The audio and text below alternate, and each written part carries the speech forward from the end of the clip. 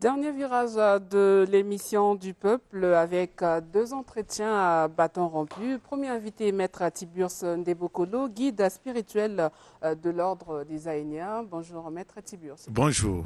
Et avec moi sur ce plateau pour mener justement ces échanges, Orsili Manguida et Diani Olien. Alors Orsili Manguida avec Maître Tiburce, le thème c'est justement le Saint-Esprit et l'Esprit Saint et donc le point de vue de l'ODA.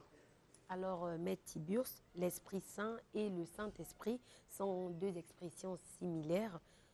Et selon l'ODA, ces expressions auraient deux interprétations justement différentes. Alors, comment vous faites la nuance entre le Saint-Esprit et l'Esprit dit Saint? Merci beaucoup.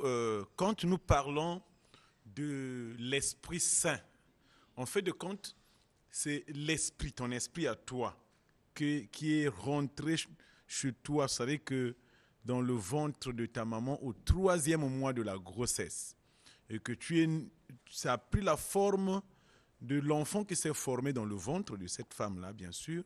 Au 7e mois, si c'est prématuré, bien sûr, au 9e mois, l'enfant vient au monde par la naissance normale.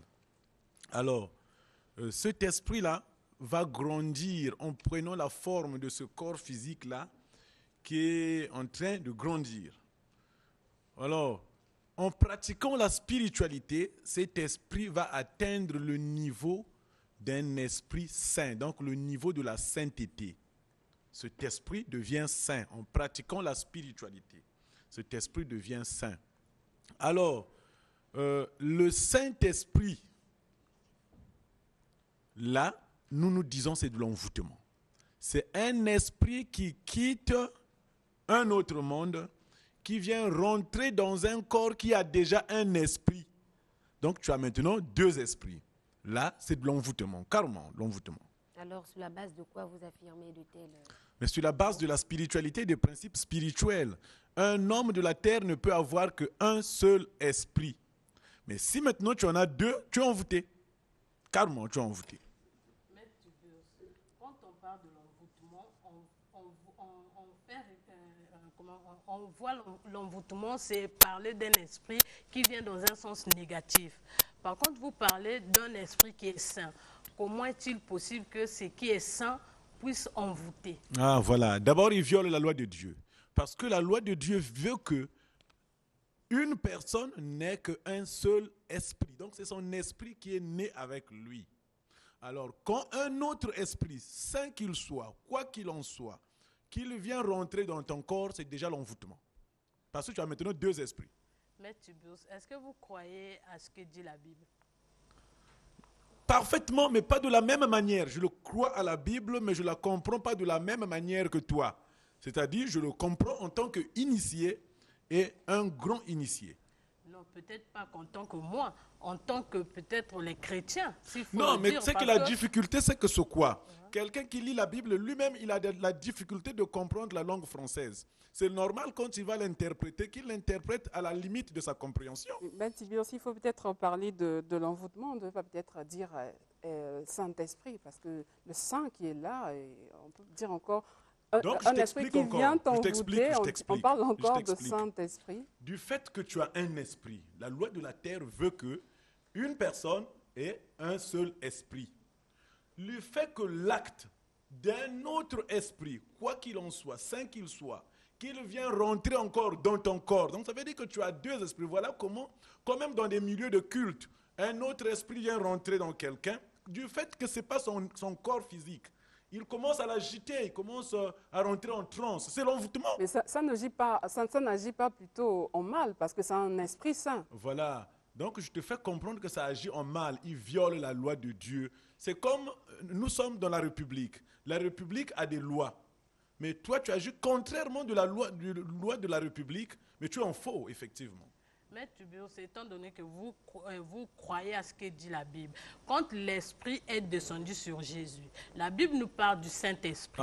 Mais vous dites que le Saint-Esprit vient pour envoûter. Merci, comment est-ce que vous expliquez? Voilà comment j'ai dit, je crois à la Bible et je la comprends en tant qu'initié. Voilà, et mieux en fait de compte. Comment est-ce que vous expliquez cet Esprit qui est descendu sur Jésus? Voilà.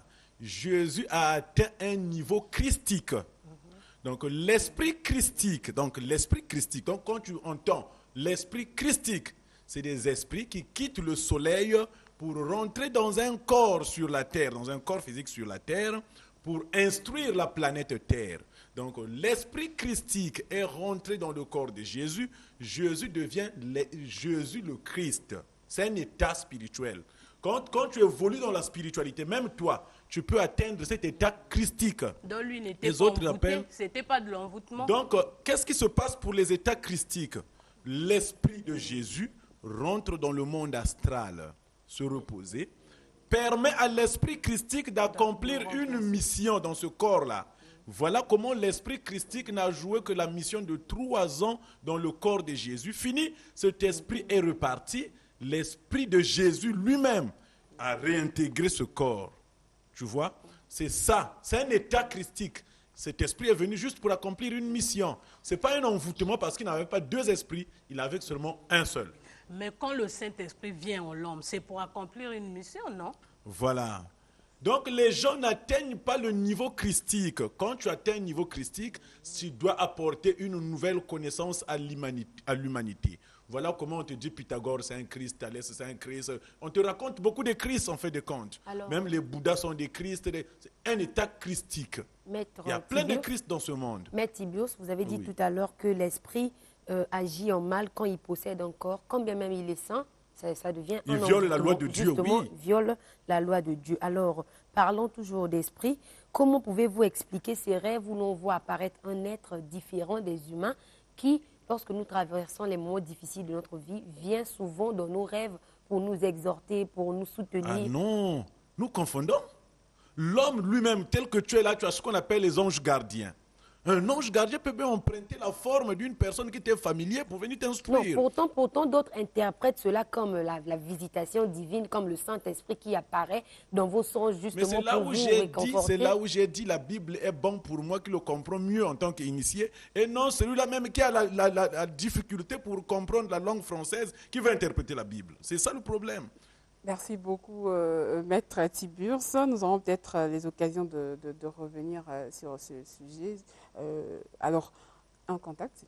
Oui, merci beaucoup. Le 30 juillet, c'est la fête de Montral en l'ordre des Aïniens. Nous sommes à Mayanga. Celui qui disposera le temps, on ne donne pas la carte d'invitation, celui qui disposera le temps pourra bien participer à notre festin qui aura lieu à Mayanga, le 30 juillet.